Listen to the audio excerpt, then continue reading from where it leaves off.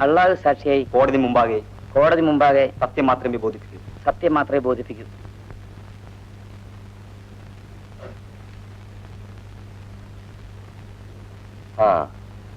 എന്താ നിങ്ങളുടെ പേര്? അബ്ദു. ഈ നിൽക്കുന്ന സ്ത്രീയെ നിങ്ങൾ അറിയുമോ? അറിയും. ഈ നിൽക്കുന്ന 3 പേരെയും നിങ്ങൾ അറിയുമോ? അറിയും. സംഭവം നടന്ന ദിവസം ഇവർ 3 പേരെയും ഈ സ്ത്രീയെയും നിങ്ങൾ എവിടെ വെച്ചാണ് കണ്ടത്? ഏത് സംഭവം? ഈ സ്ത്രീ അവരുടെ ഭർത്താവും ഒന്നിച്ച് സെക്കൻഡ് ഷോ സിനിമ കഴിഞ്ഞ് വരുമ്പോൾ പ്രതികൾ 3 പേരും കൂടി അവരുടെ ഭർത്താവിനെ തല്ലി താഴെയിട്ടിട്ട് ഈ സ്ത്രീയെ കാറിൽ കയറ്റിക്കൊണ്ടുപോകുന്നത് നിങ്ങൾ കണ്ടതല്ലേ? ഞാൻ കണ്ടിട്ടില്ല.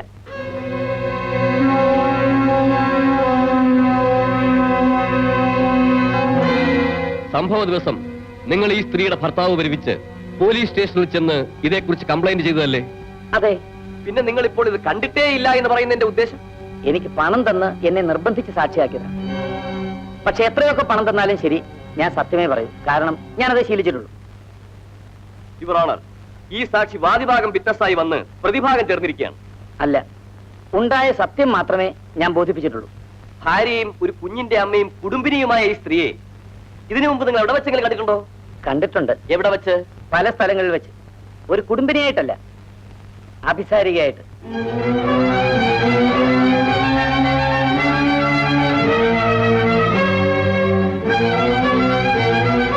ഇവരുടെ ഭർത്താവ് ഒരു ബാങ്ക് ഉദ്യോഗസ്ഥനാണ്. രാവിലെ ഇവർക്ക് പോകേണ്ട സ്ഥലങ്ങളിൽ അദ്ദേഹം തന്നെ അവരെ കൊണ്ടാക്കാറ്. അദ്ദേഹം ഓഫീസിൽ നിന്ന് വൈകിട്ട് മടങ്ങി വരുമ്പോഴേക്കും കയ്യിൽ 1000കണക്കിന് രൂപയുമായി നല്ലവരെന്ന് പറയുന്ന ഈ സ്ത്രീ കാത്തു നിൽക്കാറുണ്ട്. ഇവരുടെ പ്രധാന തൊഴിൽ ഇത് തന്നെയാണ്.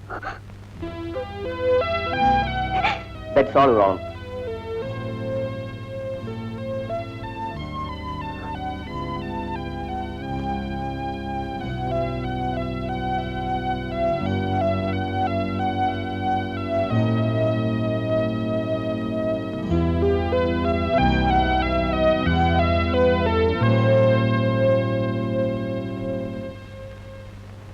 ഈശ്വരൻ സാക്ഷിയായി കോടതി മുമ്പാകെ സത്യമേ ബോധിപ്പിക്കുകയുള്ളൂ.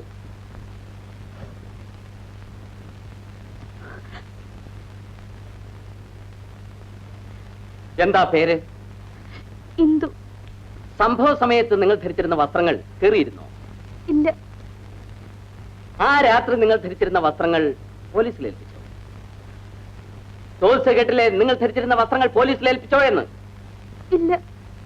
സംഭവ സമയത്ത് പ്രതികൾ വസ്ത്രങ്ങൾ ധരിച്ചിരുന്നു? അവരുടെ ശരീരത്തിലെ ഓരോ അവയവങ്ങളും നിങ്ങൾ ശരിക്ക് കണ്ടിരുന്നു? അവര് നിങ്ങളെ മാറി മാറി കീഴ്പ്പെടുത്തിയോ?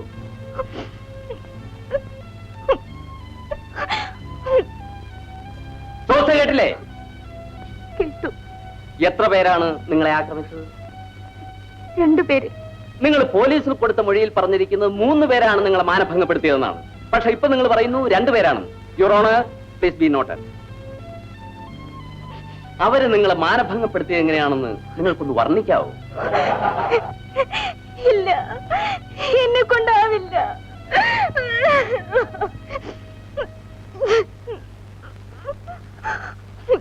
ഇവരെ 3 പേർ കൂടി മാനഭംഗപ്പെടുത്തിയിട്ടും ഇവരുടെ വസ്ത്രത്തിൽ ഒരു ചുളിവ് പോലും പറ്റിയിട്ടില്ലെന്ന് ഇവരുടെ മൊഴിയിൽ നിന്ന് തന്നെ വ്യക്തമാകുന്നു. ആദ്യം തന്നെ ആക്രമിച്ചത് 3 പേരാണെന്നും പിന്നീട് 2 പേരാണെന്നും പരസ്പര വിരുദ്ധമായ മൊഴികളാണ് അവരിവിടെ നൽകിയിട്ടുള്ളത്. ആയതിനാൽ എന്റെ കക്ഷികൾ നിരപരാധികളാണെന്നും അവരെ വെറുതെ വിടണമെന്നും ബഹുമാനപ്പെട്ട കോടതിയോട് ഞാൻ അപേക്ഷിക്കുന്നു. That's all your honour. ഈ കേസിന്റെ വിധി അടുത്ത ശനിയാഴ്ച പറയുന്നതായിരിക്കും.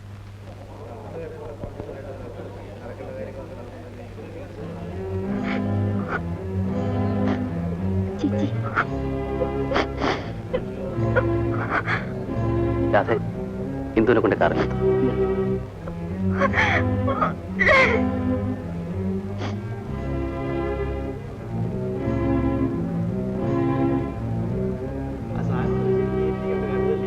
എന്നാ പറഞ്ഞ തുക ദാസു, ആ പിടിച്ചോ, നിങ്ങൾ പോക്കോ. എടാ, നീ എന്നെ പറഞ്ഞു വഞ്ചിച്ചു അല്ലേ? എന്റെ ഇന്ദുവിന് വേണ്ടി സാക്ഷി പറയാമെന്ന് പറഞ്ഞിട്ട് നീ ഇപ്പോ പോടാ അവിടുന്ന്.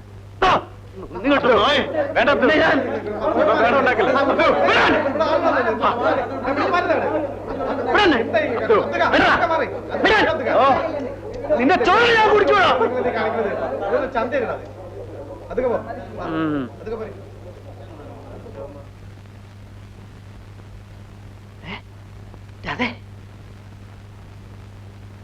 നീ ഇവിടെ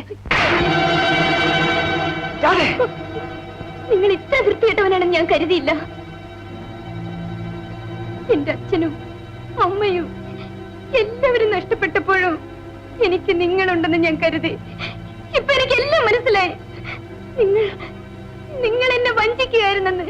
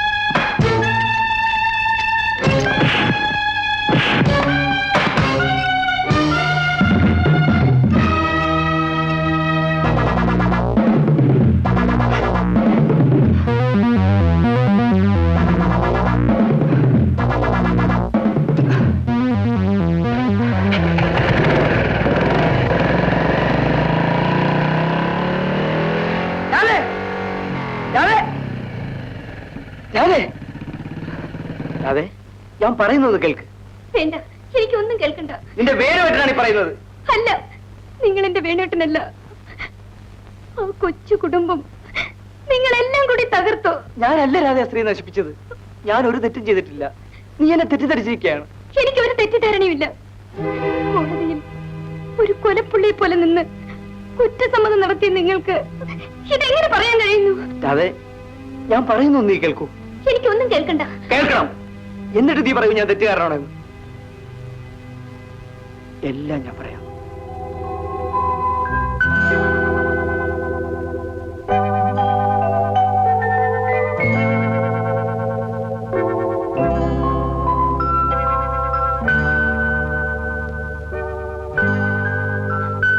ഞാനാണ് ആ സ്ത്രീയെ ഹോസ്പിറ്റലാക്കിയത്. ഇനി നീ പറയൂ, ഞാൻ തെറ്റുകാരനാണോ? വേണേട്ടാ,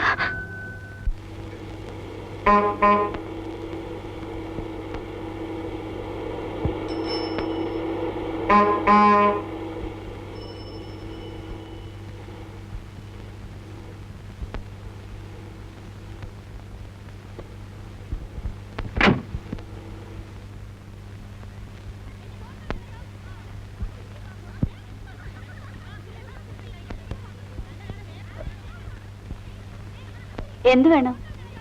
മദറിനെ ഒന്ന് കാണണമായിരുന്നു. ഏത് മദറിനെയാ? അത് പേരറിയില്ല, ഒരു വിവരം അറിയാനാ. കയറി വരും.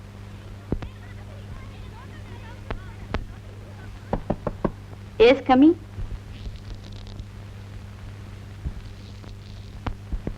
ഇരിക്കൂ. ആരാ? ഞാൻ തിരുവനന്തപുരത്തു നിന്ന് വരിക. ഇവിടെ ഇന്ദു എന്ന പേരുള്ള ഒരു പെൺകുട്ടി താമസിച്ചിരുന്നു. എന്തു? അനാഥ കുട്ടിയാ. 10 വയസ്സുള്ളപ്പോ ഇവിടെ വന്ന. ഇപ്പൊ ഇവിടെ വന്നിട്ട് 15 വർഷമായി കാണും. നിങ്ങൾ അവളുടെ ആരാ? സഹോദരന്.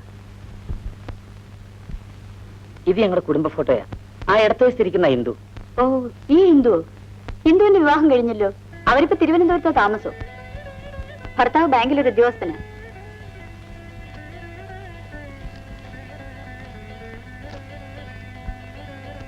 ഇതാണ് അവരുടെ വിവാഹ ഫോട്ടോ. പുറകിൽ അഡ്രസ് ഉണ്ട്.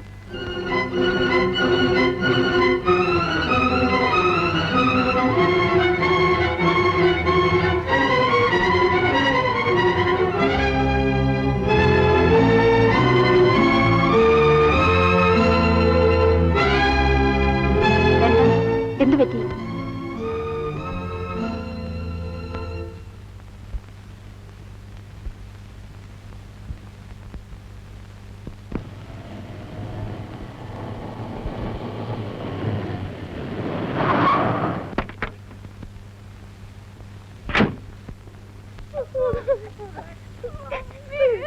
എന്താ ഇവിടെ? രവി സാറിന്റെ ഭാര്യ ആത്മഹത്യ ചെയ്തു.